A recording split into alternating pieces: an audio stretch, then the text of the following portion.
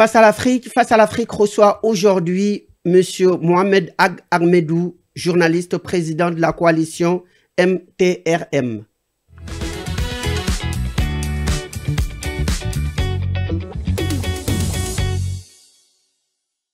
Bonjour, donc vous êtes sur Afrique 1, Face à l'Afrique.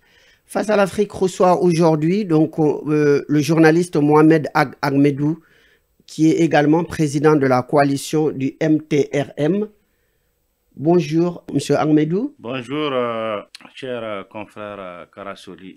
Merci de m'avoir invité. Merci également d'avoir accepté notre invitation. Donc, vous n'êtes pas un inconnu sur la scène médiatique. Hein. Vous êtes vous êtes le visage connu donc, de l'opposition malienne en exil. Vous avez été même Premier ministre et ministre des Affaires étrangères du gouvernement en exil du Mali et vous avez démissionné depuis. Donc, vous allez nous dire pourquoi vous avez démissionné dans cette fonction et également donc de ce qui se passe au Mali actuellement parce que vous êtes sur Paris en ce moment pour assister à plusieurs manifestations en faveur donc du retour à l'égalité au Mali. Donc, alors, ma première question est, eh bien, vous avez donc, pourquoi vous êtes venu assister à plusieurs de ces manifestations? Qu'est-ce qui se passe au pays actuellement? Effectivement, Karasoli, je vais d'abord un peu reculer pour bien vous expliquer les choses concernant vraiment ce qui nous a amené à créer le gouvernement malien en exil. Nous l'avons créé à un moment où les libertés individuelles et collectives étaient confisquées, à un moment où personne ne voulait, c'est-à-dire sortir contre cette gente. Et la création du gouvernement malien en exil, c'était une forme, ce n'est pas une forme coercitive de se substituer aux autorités de la transition. Parce que nous savons qu'aucun État ne va soutenir un coup d'État, même si c'est-à-dire un coup d'État par les idées. Donc, c'était un espoir qui nous animait pour créer ce gouvernement malien en exil, pour éclairer, réveiller c'est-à-dire les consciences des Maliens et des Africains que beaucoup de choses qui sont sur la toile du monde, qu'on raconte sur le Mali à travers cette gente qui est venue au pouvoir en 2020, qui est une reproduction des élites maliennes qui a échoué. Donc, c'était pour dire non, voici. Et c'est ça qui nous a amené à créer le gouvernement malien en exil. Donc, nous estimons que nous avons, pour ma part, j'estime que nous avons atteint notre objectif. Et là, la lutte doit continuer autrement. Et c'est ça qui a fait que j'ai démissionné le 9 novembre dernier et ça fait la une des médias au Mali. Il y a même des médias qui m'ont contacté, des radios, des médias presse écrite au Mali. Si vous partez, vous allez voir ça. Donc, et c'est ça qui nous a permis d'aller avec le panel des démocrates maliens pour la justice et le développement au Sahel, qui est une plateforme sahélienne qui englobe le Sahel, c'est-à-dire tous les trois pays là, concernés par les coups d'État qui se sont coalisés avec leur nom de l'AIS. Et c'est ça qui nous a amené à manifester, à venir montrer que nous sommes contre les retraits de la CEDEAO. Vous avez vu le samedi 11 janvier, les gens sont sortis, malgré que nous étions sous moins 1 degré. Moins 1 degré, connaissant les Africains, ils ne peuvent pas tenir à des températures basses à ces niveaux, moins 1 degré. Mais nous avons quand même montré que nous avons eu plusieurs dizaines, voire même des centaines de personnes qui étaient là. Certes, les gens sont venus, et certains sont venus, ils étaient cagoulés, les gens ont peur pour ne pas avoir des représailles dans leur famille là-bas. Certains sont venus, se sont lâchés, et ce n'est que le début du commencement, et nous estimons que c'est un jour historique. c'est un jour historique dans l'histoire du Mali, dans l'histoire, depuis que la junte est venue, il n'y a jamais eu un tel rassemblement contre ces jeunes, ces putschistes. Et ce n'est pas seulement les Maliens, il y a eu les Nigériens de l'Alliance démocratique africaine qui sont venus. Il y a eu l'Union des démocrates pour l'avenir du Burkina Faso qui était là aussi. Il y avait aussi le collectif pour le développement du Mali, du très célèbre Youssouf Bakili alias Rasbat, qui est en prison. Il y a des grands, il y a Ismaël Sako du PSDA, le très célèbre Ismaël Sako, qui était même l'autorité morale de l'événement. Il y avait Kadijatou Fofana. Il y avait les partisans d'Alpha Condé de la Guinée aussi, qui étaient là, avec qui nous sommes en connexion. Donc, il y avait tout ce monde qui était venu à cette manifestation pour montrer... Il y avait des influenceurs des réseaux sociaux également qui sont connus. Bien sûr, il y avait le très célèbre Salif Media. Si vous partez sur Facebook, sur TikTok, aujourd'hui, beaucoup de gens, ils sont sur les réseaux sociaux comme Facebook, TikTok, qui se sont substitués aux réseaux sociaux pour... c'est-à-dire débattre politiquement, pour parler de beaucoup de choses concernant la politique. Il y avait aussi un certain Lafia de Kolokani aussi, qui était là aussi, que je remercie beaucoup. Et il y avait d'autres aussi, il y avait une chaîne qui s'appelle LCI Afrique aussi, qui était venue. Il y avait aussi des journalistes de RFI qui étaient là, et qui ont filmé, qui ont pris des témoignages des gens, des impressions des gens, et qui étaient même étonnés de voir des slogans forts, des personnes déterminées qui étaient là.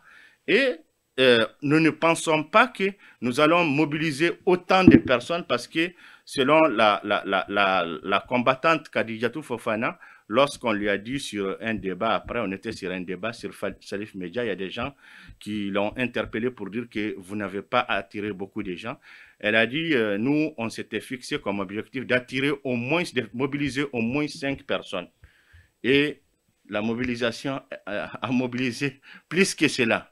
Donc, c'est pour montrer, et nous avons vu des influenceurs au Mali sortir contre nous, des influenceurs qui sont payés par Assimi Goïta. Par exemple, il y a un, je suis désolé de dire son nom, il s'appelle Boubou Mabel Jawara, qui a cité mon nom, parce que moi, mon nom, c'est mon pseudo, c'est Aliad. Il a dit Aliad Ag Mohamedoun. Celui qui était le ministre des Affaires étrangères du gouvernement malien en exil, était sur place et que c'est un petit d'un leader de la rébellion Touareg. Ce leader-là, on n'a jamais parlé. On ne se connaît même pas. Il est de Kidal, moi je suis de Tombouctou. Et moi je me bats pour la transformation des mentalités et non par les armes. Moi je sais que les armes aujourd'hui ne peuvent pas, c'est-à-dire faire quelque chose. Aujourd'hui, c'est les idées. Si nous appartenons au Mali, regardez par exemple, la France ou les États-Unis ou ailleurs. Regardez, c'est un melting pot d'ethnie. Un melting pot d'ethnie. Si vous regardez par exemple les films américains, dans n'importe quelle chose, que ce soit dans l'armée, que ce soit dans les CHI, que ce soit n'importe quelle série, vous voyez un melting pot d'ethnie. Donc, nous savons bien que le Mali aujourd'hui, les gens doivent rectifier ce qu'ils doivent rectifier. Cette trajectoire vers laquelle on mène, elle n'est pas du tout la bonne trajectoire. Mais donc, vous avez démissionné à la tête de ce gouvernement en exil. Donc, pour vous, c'est que ce sont les objectifs qui sont atteints, mais il n'y a pas eu de dissension interne qui vous a poussé à démissionner. Non, il n'y a pas eu de dissension interne qui m'a poussé à démissionner. Ce qui est sûr, c'est que nous, à travers la forme gouvernement malien en exil, nous avons réussi quand même à démystifier la junte malienne parce que nous avons osé. Vous savez, et ils utilisent des slogans. Toute personne qui sort contre eux, c'est une personne payée par la France, c'est une personne payée par les Swaziland, c'est une personne payée. Tout ça, là, cette pilule-là, ça n'est pas split. Et nous avons réussi à déboulonner tous ces faux discours. et à médiatiser la situation politique du Mali en Europe, en Occident. Effectivement, nous avons médiatisé, nous continuons toujours de la médiatiser. Ce qui est sûr, c'est que l'idéal est de montrer que le Mali, c'est toutes ces communautés, c'est toute cette couche sociale et qu'il y a des problèmes qui sont là et que tant qu'on on n'a pas joué balle à terre et qu'on revient vers les premiers problèmes, parce que la junte militaire, ce qu'il faut savoir, c'est qu'elle a amené beaucoup de problèmes et qui se sont ajoutés à d'autres problèmes qui sont là. Et aujourd'hui, on doit avoir l'union sacrée de toutes les composantes sociales maliennes ainsi que les composantes politiques pour qu'on puisse vraiment libérer le Mali et pour qu'on puisse s'y retrouver à un moment donné, lorsqu'on a commencé le gouvernement malien en exil, même pour aller débattre sur TikTok, on n'arrivait pas, nous les Maliens, à nous retrouver. On n'arrivait pas à nous retrouver sur TikTok, sur Facebook. On était obligé d'aller sur les panels, sur les débats politiques des Sénégalais ou des Ivoiriens ou des Béninois, tu vois, ou aller sur d'autres panels des Mauritaniens, des Algériens. Mais aujourd'hui, grâce à la transition civile du Mali en exil, grâce au panel des démocrates maliens, les Maliens se sont retrouvés. Les Maliens, c'est-à-dire, se sont retrouvés et on débat en famille. Et on a nos frères du Sénégal qui viennent débattre avec nous sur nos panels, comme nous, on part débattre. Et aussi, il en va pour les Ivoiriens aussi. Donc, vous voyez, ça, c'est un acquis. Aujourd'hui, il faut aller dans une dynamique. Parce que si on raconte ce que les Assimi moutons ou les Tchani moutons ou les Ibrahim Traoré moutons ont fait contre la France ou contre le Sénégal ou contre la Côte d'Ivoire ou contre l'Algérie, on ne va pas s'en sortir. Quel qu'en soit Alpha, le Mali, c'est le Mali. Le Sénégal, c'est le Sénégal. La France, c'est la France. L'Algérie, c'est l'Algérie. Donc, c'est comme si on ne veut pas traiter les vrais problèmes concrets qui sont là. Alors qu'on doit commencer à traiter vraiment ces problèmes et ça passe par l'unité de tous. Alors, paradoxalement, le jour où vous avez démissionné, c'est quasiment la même période, le même jour, on peut même dire ça comme ça, que le Premier ministre civil du Mali a démissionné, Choguel Maïga. Vous n'avez pas été tendre avec lui quand il était à la tête du gouvernement malien. Est-ce que vous avez une idée sur sa démission? Oui, Choguel Kokala Maïga, bon, ce qu'il faut savoir, c'est que Choguel Kokala Maïga, c'est un faire-valoir de la junte. Donc, il a démissionné à un moment où Assimi Goïta avait institué à travers son premier ministre, qui est même ministre de l'administration territoriale et qui est aussi un militaire, un gendarme. Abdoulaye Maïga. Abdoulaye Maïga qui s'est autoproclamé général de division. Donc, où il disait qu'Assimi lui a institué de convoquer le collège électoral d'ici janvier 2025. Donc, on sait que Choguel Kokala Maïga, c'est un faire-valoir de la junte, mais comme il parle comme un robinet dans tous les sens. Donc, les militaires l'ont utilisé, à ton avis? Bien sûr, je vais venir. Comme il parle, je dis, comme il parle comme un robinet qui coule, et lui, c'est un robinet qui part dans tous les sens.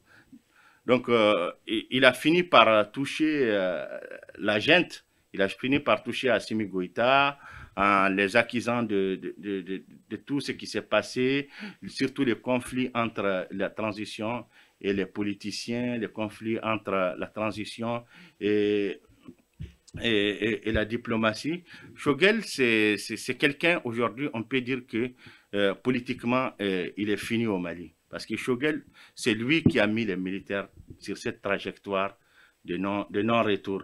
C'est lui qui les a retourné les cerveaux contre leurs frères de l'Afrique et c'est lui qui les a retourné les cerveaux contre l'Occident et contre d'autres pays amis du Mali. Ah bon? Oui, effectivement, Choguel, c'est lui qui a instauré la fameuse journée du 14 janvier, la journée de la souveraineté retrouvée du Mali. Le Mali, je pense qu'il est souverain depuis 1960, depuis le 22 septembre 1960. Sauf que le Mali, il lui faut des hommes. Il faut au Mali des hommes, pas des hommes qui viennent pour raconter des détails qui ne valent absolument rien. Parce que, souvenez-vous, Choguel utilise la question Touareg pour essayer de faire du populisme. Par exemple, quand il dit que la ville de Kidal appartient aux Soreilles ou la ville d'Agadez du Niger appartient aux Soreilles, alors que moi, je peux dire aussi que d'après ce que j'ai appris de ma petite histoire, les Soreilles, ils viennent d'une région au nord du Bénin, du Dahomey, qui s'appelle le Dendi. Et les Soreilles, ce sont des Meigas, c'est-à-dire leur nom de famille, c'est des Meigas. Au nord du Mali, on a des Meigas et on a aussi des Tourés. Mais les Tourés ne sont pas des Soreilles.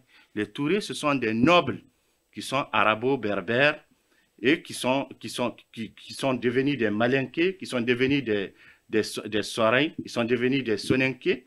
Ce sont nos frères. Les Tourés, ce sont à l'origine, c'était des Touaregs.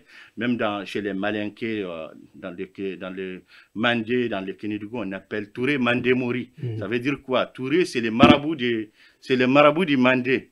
Donc, on connaît l'histoire de nos terres. On sait qui est là.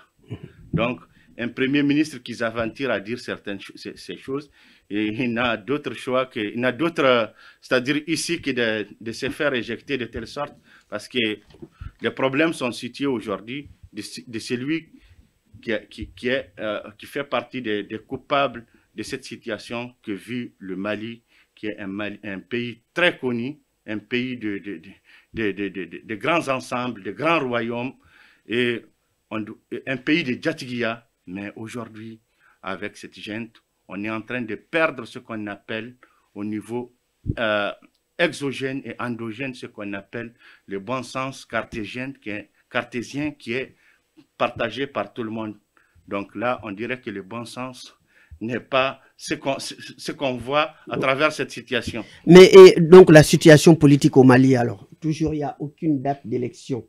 Il n'y a aucune date d'élection. Comment voulez-vous que des gens qui sont là à travers le populisme, vous voyez aujourd'hui Assimi Goïta, tellement qu'il a la pression, et il a la pression de l'extérieur, et même des Maliens à l'intérieur, parce que les Maliens, il y a Koulikoro qui va sortir demain, le 18 janvier.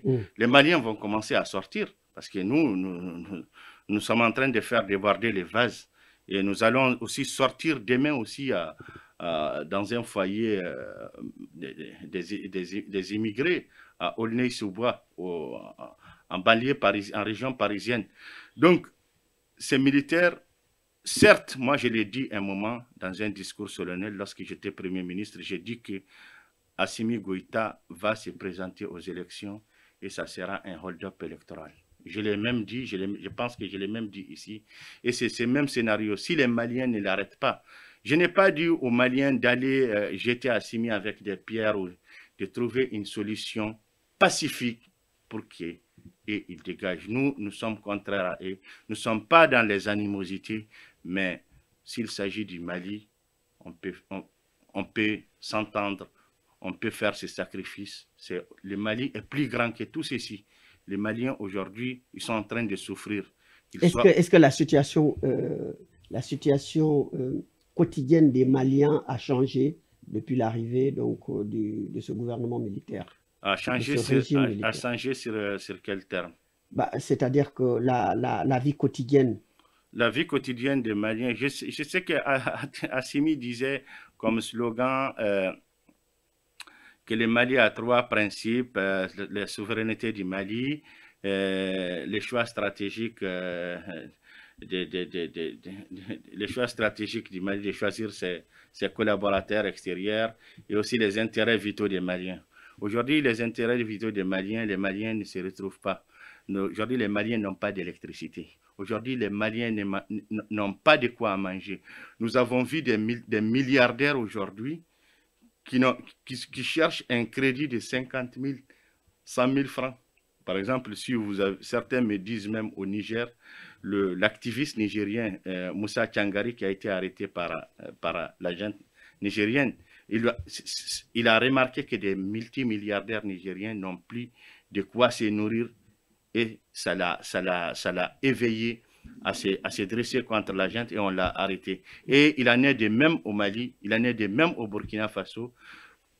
Les gens, les conditions économiques sont extrêmement insupportables. Donc, les trois pays ont en commun cette difficulté à redresser l'économie de leur pays, ces trois présidents, et pourtant, aucune date d'élection n'est fixée dans aucun de ces trois pays. Car ces trois pays sont dirigés par des putschistes qui ont commis un coup d'État, une reproduction des élites qui a échoué, des gens qui ne connaissent rien. Rien qu'en regardant, par exemple, le discours, l'interview de Tchani en janvier, en Zarma, c'est-à-dire Zarma, c'est la langue locale.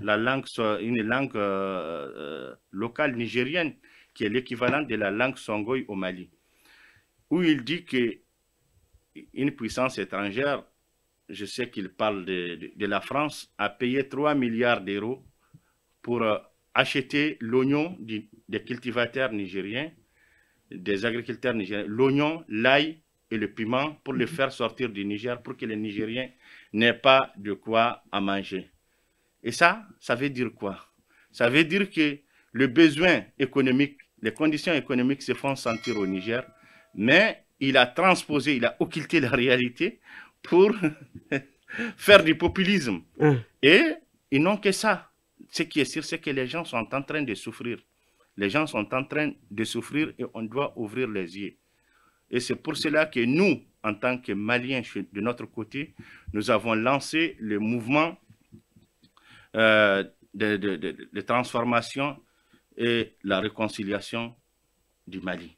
Du Mali, donc vous êtes devenu un transformateur. Bien sûr, il le faut. Comme Succès Massara au Tchad. Mais il le faut. Moi, j'ai toujours été un transformateur parce que je suis petit-fils d'un gendarme qui s'appelle Mohamed El-Hadi, Mohamed Ag-Mohamed El-Hadi, dit Zulbeiba, dont un grand camp militaire au nord du Mali porte son nom et qui a été parmi les goumiers français et qui a dirigé un centre pénitentiaire à Rarousse où Modibo Keïta était venu là-bas.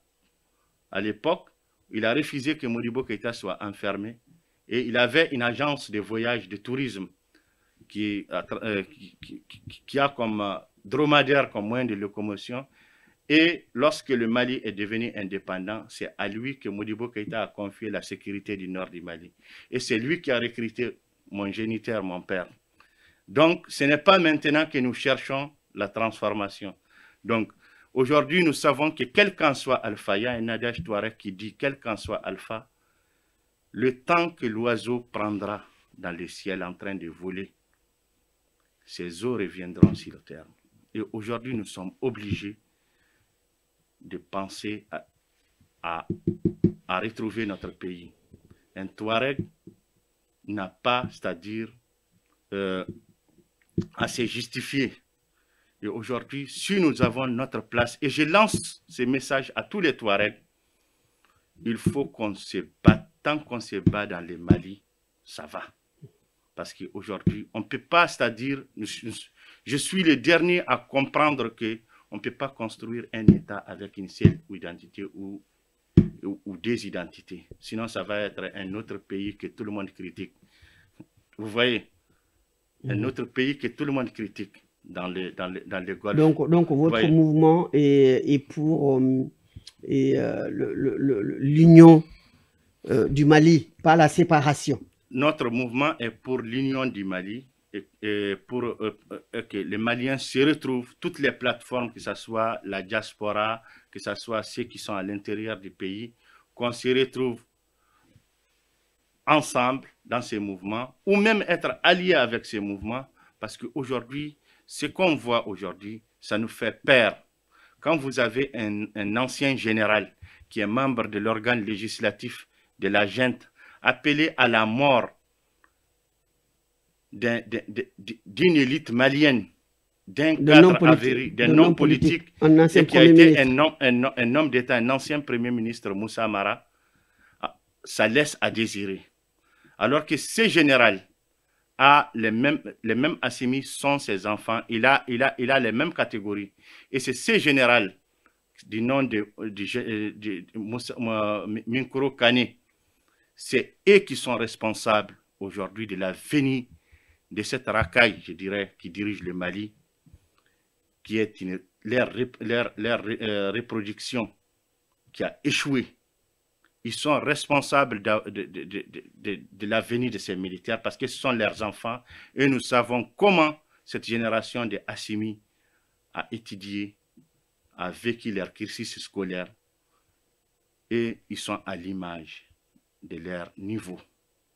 Ça fait mal, hein, mais c'est la réalité. Et ce général fait partie. Aujourd'hui, des gens comme Moussa Mara, c'est des gens qui n'ont pas besoin de ce salaire que lui, il a pour appeler à l'animosité. C'est un homme qui a étudié et qui a fait ses preuves. C'est un expert en comptabilité et qui a travaillé, pas seulement pour le Mali, pour plusieurs pays, et qui veut le bonheur de son pays. Et c'est le premier qui a créé au Mali, lorsqu'il était Premier ministre, une fêtière qui regroupe tous les cadres touaregs du Mali. C'est Moussa Mara qui l'a fait. Et lorsqu'il est parti, on a mis cette fêtière dans les oubliettes, dans les tiroirs. Alors qu'aujourd'hui, nous avons besoin des cadres touaregs, des cadres soninké, des cadres bambara, des cadres peul, pour qu'on puisse se sortir, parce qu'aujourd'hui, nous sommes dans le monde des sciences sociales.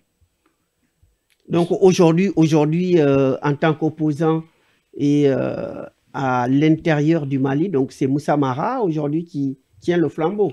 C'est Moussa Mara qui est le seul et unique politicien du Mali qui se dresse, qui se bat pour la dignité du Mali. Mais vous voyez des gens comme ce monsieur-là, ce général Minkoro Kane, qui appellent même à l'animosité, à l'éliminer. Oui. Et les Maliens restent les bras croisés sans ne rien faire. Oui, mais est-ce que le gouvernement a réagi quand même? Le gouvernement ne va pas réagir parce que le gouvernement utilise des gens comme Minkoro Kane, parce qu'on sait que en Afrique, la tradition, quand une personne qui a plus de 70 ans parle, on l'écoute, on pense qu'elle est dans la vérité. Mais nous sommes dans quel monde où on appelle à l'animosité aujourd'hui? Alors, donc, concernant votre mouvement, donc le mouvement que vous avez créé, et vous l'appelez donc coalition, est-ce qu'il y a des gens que vous envisagez et, rallier à cette cause pour faire partie de cette coalition, pour pouvoir préparer un programme politique, en effet, au cas où il y a des élections au Mali? Effectivement, ce mouvement politique, c'est un mouvement qui est né, comme vous le savez, de la désobéissance civile. Vous avez fait la désobéissance civile dans la constitution malienne est connue. C'est pour conscientiser les Maliens, c'est pour déboulonner ce qui est sur nous. Par exemple, on nous attaque de tout, on dit que c'est l'Occident qui nous fait travailler. Et c'est un mouvement qui va rassembler toutes les fêtières politiques pour l'avenir, trouver un bon avenir pour le Mali, pour dénoncer aussi ce qui se passe, parce que nous sommes au stade de la dénonciation. Certes, nous ne pouvons pas, c'est-à-dire aller toujours dans des attaques frontales. À un moment donné, il faut savoir raison garder et essayer de trouver la solution de façon pacifique. Et c'est dans ce cadre-là que le mouvement pour la transformation et la réconciliation du Mali a vu le jour, que j'annonce sur votre plateau Africaine TV aujourd'hui. Et nous sommes en concertation pour mettre en place, c'est-à-dire le bureau. Sinon, il est lancé et le bureau verra le jour dans les prochains jours. Mais vous êtes donc Touareg également, et il y a une branche Touareg donc, qui prône la lutte armée, mais vous prenez la résolution pacifique. Et est-ce que, à votre avis, les Touaregs, ils ont toute leur place dans l'État malien? Oui, certes, il y a un mouvement à dominance touareg qui est toujours là, qui a pris les armes et qui ont une aile militaire et une aile politique. Comme je l'ai dit, moi, je suis un journaliste, vous le savez. Si vous partez sur Google, vous allez savoir toute communauté qui décide de décider d'elle-même par la voie politique et militaire, c'est reconnu par le système des Nations Unies. Et aussi, il en va de soi à l'État lui-même de chercher à recouvrir son intégrité territoriale. Ça, ce n'est pas moi qui l'ai dit quand même, c'est écrit universellement. Donc, certes, nous n'avons pas les mêmes méthodes. Nous savons que la méthode militaire est peut-être caduque, mais nous voulons, c'est-à-dire la voie politique. La voie politique. Et ma famille n'a jamais pris les armes contre le Mali. Et je ne prendrai jamais les armes contre le Mali. Si c'est pour les idées qu'on me traite d'apatride ou qu'on me traite de terroriste, là, ça se comprend. Et ça, ceux qui le disent, c'est lorsque le message a atteint la cible qu'ils le disent. Oui. Donc, ce mouvement, c'est un espoir pour le Mali. C'est un espoir pour moi, pour qu'il y ait cette transformation qu'on vit, comme je viens de le dire tantôt. On ne peut pas faire avec une seule identité, une seule ethnie ou des ethnies, un État. Et c'est dans ces mouvements qu'on pourra, c'est-à-dire, détailler tous les problèmes, que ce soit les problèmes Touareg. Je vous prends par les problèmes Peul. Aujourd'hui, il y a aussi les problèmes Peul au Mali, qu'on les veut ou pas. Oui, c'est-à-dire. Ce sont eux qui ont été, c'est-à-dire le mouvement Peul du Massina qui se sont radicalisés, les Peul se sont radicalisés. Pourquoi? Oui, parce qu'ils sont touchés, parce qu'en 2013, lorsqu'il y a eu l'intervention française de Serval, il y a eu plus d'une trentaine de marabouts Peul qui ont été tués, décapités par l'armée. Pour quelle raison? À cause de leur obédience religieuse, où ils appartiennent en Sardine à l'époque. On les a attaqués, on les a accusés. C'est pas, je ne dis pas qu'ils sont en Sardine. On les a accusés. C'est l'amalgame qui touche tout le monde et qui ont été victimes des actes de cannibalisme à travers des milices pro-gouvernementales, à travers même certains militaires. Je ne dis pas l'armée malienne, mais c'est la réalité. Donc, le Peul, quand vous vous attaquez, vous savez que c'est des gens très religieux. Quand vous attaquez à leur religion, vous les avez atteints. Quand vous vous attaquez à leurs vaches, vous les avez atteints. Quand vous vous attaquez à leurs femmes, vous les avez atteints. Et ça, c'est une réalité. Et ils sont victimes de ça. Et ils refusent. Ils refusent de chercher à négocier. Mais un jour, quand ils verront réellement un État qui est là, qui veut réellement, c'est-à-dire faire les choses dans les règles de l'art, ils vont venir. C'est aussi les meilleurs médiateurs du monde. Vous voyez, moi, par exemple, j'appartiens à la tribu Kalamsar le 2 janvier dernier. C'était mon cousin et ma nièce, qui est sa femme, et leur bébé de 2 ans, qui ont été froidement exécutés. Ils étaient au nombre de 8, y compris les chauffeurs. Pourquoi? Par qui? Par la milice, le groupe paramilitaire Wagner, qui a pris le dessus sur notre armée, qui les ont exécutés. Mais pour quelle raison? Mon cousin, c'était un humanitaire Touareg qui revenait de la Centrafrique. Il est en congé.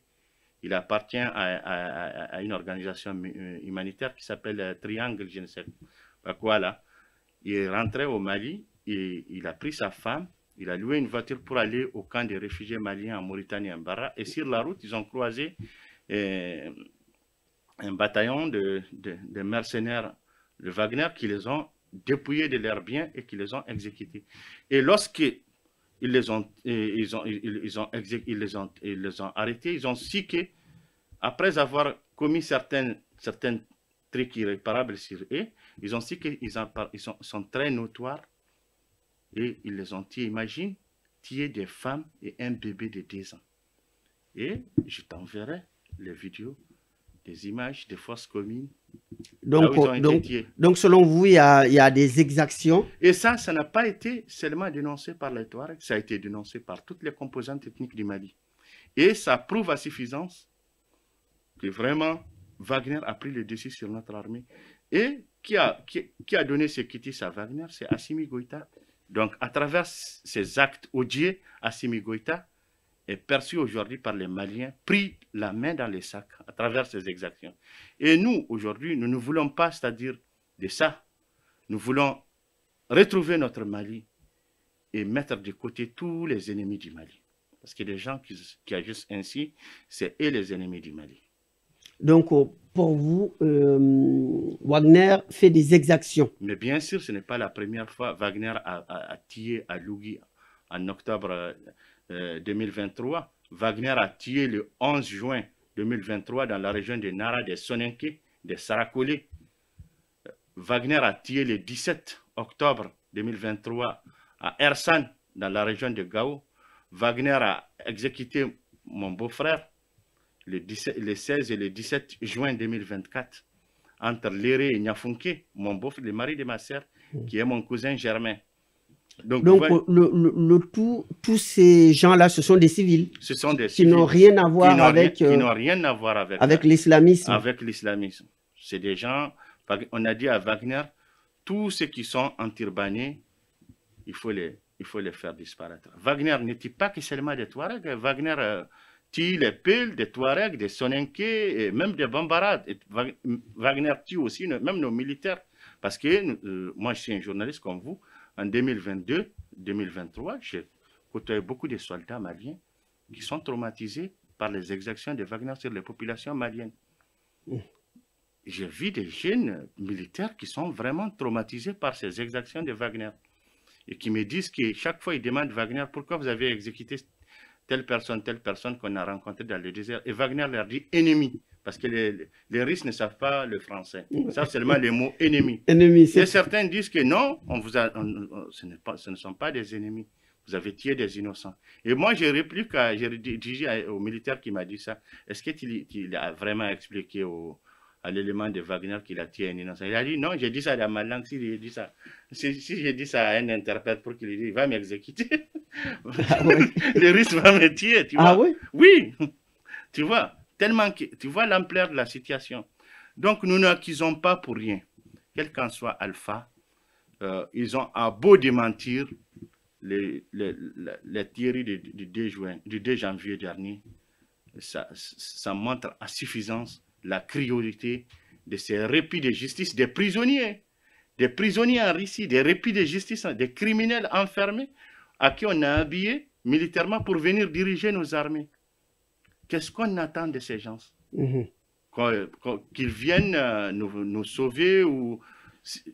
C'est leur comportement. Ils ont eu des problèmes avec la justice dans leur pays. Ils sont venus, c'est une machine à tuer.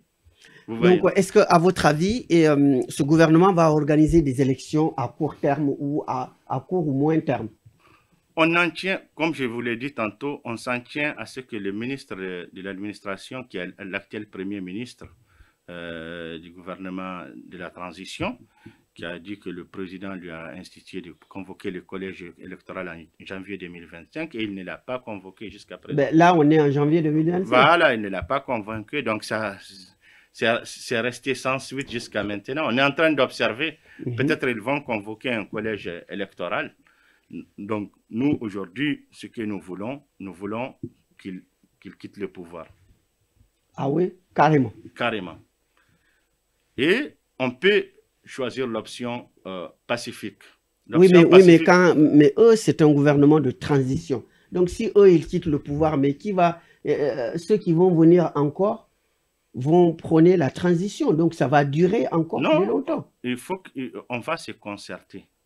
On va se concerter. S'ils quittent le pouvoir de façon pacifique, c'est là avec qui ils vont faire la passation. C'est des gens qui sont représentatifs de tous ceux qui sont réveillés contre eux. Donc, on va gérer. Vous n'avez jamais vu une transition qui dure au-delà de 4 ans. Ça ne s'appelle pas une transition, c'est un mandat. C'est un mandat qu'ils ont au bout de leur canon. Ça aussi, il faut les rappeler. Le mandat, c'est 5 ans, c'est pas 4 ans. Oui, mais bientôt 5 ans. Nous sommes en 2025. D'ici le 18 août 2025, ça va faire 5 ans qu'ils sont là. Vous voyez? Donc ça, c'est largement un mandat. Et qu'est-ce qu'ils ont fait dans ces mandats? Rien. Qu'est-ce qu'ils ont apporté dans ces mandats? Rien. Du point de vue satisfaction des populations, rien. Donc, à votre avis, ils veulent rester au pouvoir? Mais bien sûr, ils n'ont pas envie de partir. Ils n'ont pas envie de partir. Ils multiplient le populisme dans le but d'essayer d'occulter la réalité, mais aujourd'hui, tellement qu'ils ont la pression, les putschistes ne font que mentir. Parce que quand vous avez, par exemple, Assimi qui multiplie des discours en langue bambara où on détecte facilement son mensonge, et quand vous avez Tchani aussi, et quand vous avez l'autre là, Energuimen, qui est du Burkina Faso, qui essaye d'utiliser la langue de Molière pour essayer de convaincre, c'est l'esclavage, l'esclave, c'est celui à qui on tend un billet de 5 000 francs. Dans quoi, à travers quelle langue il dit ça? C'est le français. Il devrait parler en bambara ou bien en moré. Vous voyez, à travers quelle langue il dit ça? C'est le français qui lui a permis de transmettre ce message. Et quelqu'un qui tue des populations, vous tuez des populations, une personne qui te donne 5 000 francs vaut mieux que celle qui te tue. Oui, mais ils ont dit que la situation sécuritaire n'est pas encore assurée pour leur permettre d'organiser des élections. Il avait dit qu'il lui fallait juste 6 mois. Lorsqu'il est venu au pouvoir, il a dit au peuple burkinabé qu'il lui fallait 6 mois. Non, mais je parle des 3 pays, des 3 gouvernements, que ce soit Mali, Niger ou Burkina Faso. Est-ce qu'à votre avis, quand même, la situation sécuritaire est catastrophique. Voilà. Donc, est-ce qu'on peut organiser des élections dans ces circonstances-là? Non, c'est pas ça. Ils ont organisé, les élections ont été organisées. Et le référendum qui a été organisé par la junte le 20 juin 2023, qui a accouché de sa constitution, la constitution d'Assimi Goïta, la situation était moins pure que maintenant, à l'époque. Donc, ça ne tient pas la route. Ça, c'est ce qu'on essaye de brandir pour essayer d'occulter la réalité. Ce qui est sûr, c'est que l'insécurité grandit de plus en plus. L'autre jour, il n'y a même pas une semaine, Nioro du Sahel a été attaqué. Nous avons vu un chef de la confrérie tidjanienne enlevé par les islamistes et ils l'ont tué. Vous voyez, ça c'est l'insécurité. Bamako, l'aéroport de Bamako a été attaqué au mois de septembre. L'école nationale de la gendarmerie, où il y a au moins plus d'une 50aine de gendarmes ont été tués. Donc, ça ne tient pas la route. Est-ce qu'avant leur pouvoir, est-ce qu'on a attaqué comme ça à Bamako? On a attaqué des endroits comme ça à Bamako. On a même attaqué leur fief, Kati, en 2022. Vous voyez? Donc, ça ne tient pas la route. Ça ne tient pas la route, ce qu'ils disent. Très bien. Donc, la régie me signale qu'on arrive au terme de l'émission. Donc, face à la caméra, et vous allez donc nous dire votre mot de conclusion. Donc, mon mot de conclusion est qu'aujourd'hui, je remercie tous ceux qui sont venus, qui sont mobilisés par ce soulèvement aujourd'hui, par cette conscientisation des consciences des Maliens, qu'ils soient sur le plan endogène ou exogène. Et je remercie vraiment des leaders politiques de tous bords, à partir que ce soit Moussa Mara, que ce soit Omar Mariko, que ce soit Bodambele, que ce soit notre autorité morale ici en Europe, Ismaël Sako, que ce soit, je remercie aussi Kadijatou Fofana, je remercie les influenceurs Bouba Fane, Delfro, Lafia de Kenedougou, Salif Media, Sabati, Sonenke. Je remercie le président du collectif pour le développement du Mali, Chaka Bakili, ainsi que d'autres aussi qui sont là, ainsi que Adaman Touré du panel des démocrates maliens. Je remercie tous ceux qui nous ont aidés à nous mobiliser, à nous retrouver et à continuer à maintenir le cap et à ne pas céder, parce que j'appelle tous les Maliens, qu'ils soient Touareg, qu'ils soient Bamana, qu'ils soient Soninké, qu'ils soient... Tant qu'on reste dans le Mali, on va avancer. On avance pour le Mali, pas pour autre chose. Peu importe ce que les gens disent, tout ce qu'ils diront de contraire à notre lead, c'est parce que notre message est en train de passer. Voilà, c'est mon dernier mot. Très bien, ben, merci beaucoup, Monsieur Ahmedou, et d'être venu. Donc, Mohamed Ahmedou, donc, je rappelle que vous êtes journaliste de formation, président de la coalition du MTRM, et je vous remercie d'avoir accepté notre invitation. Je remercie nos téléspectateurs donc d'avoir suivi cette émission. Je remercie Monsieur Faisal de la régie, donc d'avoir assuré le fonctionnement de cette émission, et je vous donne rendez-vous à la prochaine, à très bientôt sur Afrique 1 TV et dans l'émission Face à l'Afrique.